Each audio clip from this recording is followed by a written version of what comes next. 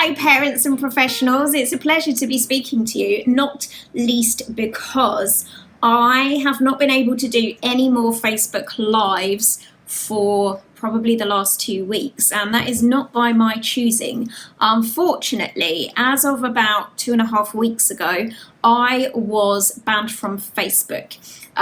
Obviously, the NLP for Kids Facebook page is still there, the NLP for Kids Instagram page is still there.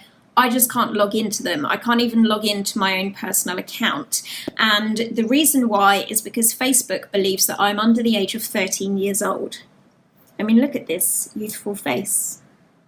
That would be why, I assume. I have sent in my ID. I don't know when I might be able to get my access back, or indeed if I will. So this is it for now, just the monthly YouTube videos as soon as, and fingers crossed, if at some stage I'm able to log back into Facebook and lockdown continues for a little while longer, I will provide more content, I promise. But for now, thank you for your patience, and sorry if you've messaged me and I've completely ignored you. So today's content, I'm going to share something that would probably be quite good content for a Facebook Live. However, today it is in a YouTube video. Today, I'm going to be talking to you about how it is that we can manage meltdowns.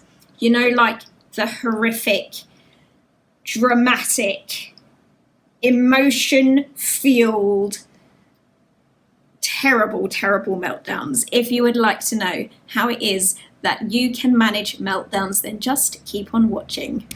All right, so I'm going to give you my 3 top tips on managing meltdowns. The very first one is when there is a meltdown on the horizon. Now, sometimes I know these things can move like a tsunami. They can move fast and they can accelerate really rather quickly. So if you see it on the horizon, then it works even better. But, you know, if it's all guns blazing already and the meltdown is in full force, then one of the most important things for you to do is for you to make sure that your intonation, your tone of voice is not too far off from where they are using their tone of voice from mid-meltdown. So what that means is, if you have a young person, and this is like regardless of age, if you have a young person who is in a kind of a state, then what you make sure that you do is that you don't go into super calm and super soft, because that's like they're here and you're here, and we got a mismatch. Now, that's not to say that then you like completely match where they are and go in as well, because that would just be chaos. And actually, you'd end up fueling each other, so that would not be effective either. But what we've got to do is get you to about here and then gradually bring them down as you reduce your own kind of power and force in your intonation to move it more towards a calming place. So let me give you an example of what that might sound like. Let's imagine that I have a young person doing full Tasmanian devil like this in front of me. My response may sound something like, okay, I can see that you're really stressed out, and we've got to gradually get ourselves back to a place where we can communicate about what's going on here, because I don't understand what you're saying to me right now whilst you're making that noise.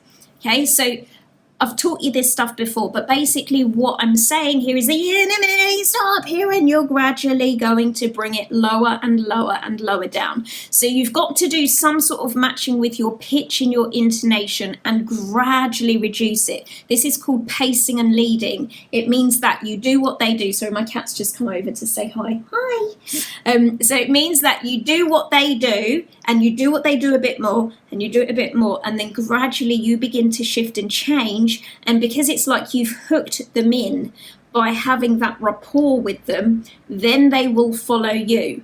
But if you are mismatching, which is when they're in one place and you're in another, you're never going to be able to lead them to where it is you want to get them to, because they're too hyped up. They're just not going to be able to tune into it and hear it. So point number 2, which segues quite nicely in from what we've just been talking about there, is about you managing your own emotional state. Even though you may have to elevate your tone of voice so that you're able to match them in what they're doing, it's really important that you are doing that as part of a performance, and that you don't start believing that state that you are mimicking. So don't get into it too much. You've got to think about yourself as being an actor or an actress at this particular time. You've got to play the role of being, I'm hyped up with you and I'm going to gradually bring you back down again, rather than getting yourself hyped up with them, and then you start to feel that hyped up feeling, and then you start to be hyped up yourself, and then you're both up there, and now we've got ourselves in a right old sorry mess. So you've got to remember your role here is all about bringing them back down, and that means that you are in a way delivering a performance here. You can't start believing that hyped up state that you might have to go into in order to bring them out of it. And you certainly can't genuinely go into the hyped up state with them, because then it's like, who's in charge here? Someone has to remain in control. Someone's got to keep their hand on the gear stick of this thing, and that's your job, because you're the grown-up. So in maintaining that hand on the gear stick, what you need to do is to make sure that you bring yourself back down as quickly and swiftly as they can follow you, but that also you remember that this is a performance that you are delivering. Your job here is to get them calm. It's not to get tangled up in the content or the detail or the complaint that they have or the bad things that they're saying to you. You've got to be kind of unoffended, and you've got to be disconnected from the emotional content that they may be throwing in your direction, which sometimes, kids can be a bit vicious sometimes. They can be really unkind. So don't let yourself get hooked into that drama that they're creating, because otherwise you'll become part of the system, and then it's much more difficult to pull you both back out of it on the other side. The third thing that I would like you to both remember, but also to utilize when you speak to them on the other side of the meltdown, is we are going to refer to this meltdown as that young person being in a place of pain at that time that they were having the meltdown. We don't want to fall into the trap of either blaming them for bad things that they might have said or done or broken during that meltdown. We don't want to get into the whole, you've got an anger management problem, or you've got issues with keeping your temper, because all that does is then makes them feel bad about it, makes them feel guilty about it. Then they get frustrated with themselves, and they're more inclined to have another meltdown. What we want to do is be having conversations, particularly on the other side of this, around the fact that I know that you're not happy when that happens. I know that you are feeling like you're in some kind of pain, and it's not a pain like a hurt body, it's a pain like it's hurting in your feelings, because people only behave that way if they're in some kind of a pain. And then you can start a conversation around what that feels like, what it looks like, if you could poke it, what kind of texture would it be. You can really start to, and you can do this even with very young children who don't know words like frustrated or misunderstood. We can start to actually get them to give you the ingredients of what that emotion felt like for them. If they were to turn it into a tactile, fuzzy object, what would it be like? And that can help them then to communicate when that feeling is perhaps in its onset later on down the line. Mummy, I've got that blue wishy-washy feeling coming back in my belly. Is going to let you know that, all right, they're feeling on the verge of a meltdown. We need to do something different here, or I need to distract them, or I need to explore this a little bit with them. So we want to get them to a place of feeling like in the future, before the meltdown happens, because these meltdowns are happening because of an inability to communicate an emotion that is happening for them.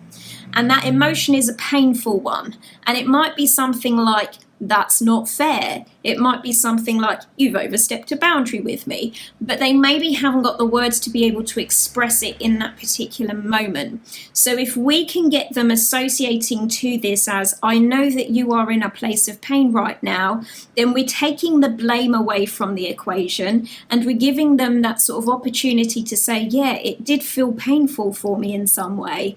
And now I want to explore it on that basis because I don't really want to be in pain. I don't want to have this unhappiness. So those are my 3 top tips on how you can deal with meltdowns. If you are not already subscribed to this channel, then make sure you go ahead and do so by clicking the red subscribe button. Give this video a thumbs up if you found those hints and tips helpful for you. If you have others that you think would be valuable to share, then you can do so in the comments box down below. But for now, thank you so much for watching and listening, and I will see you all in my next video next month. Take care, everyone. Stay safe. Keep yourselves healthy. Bye.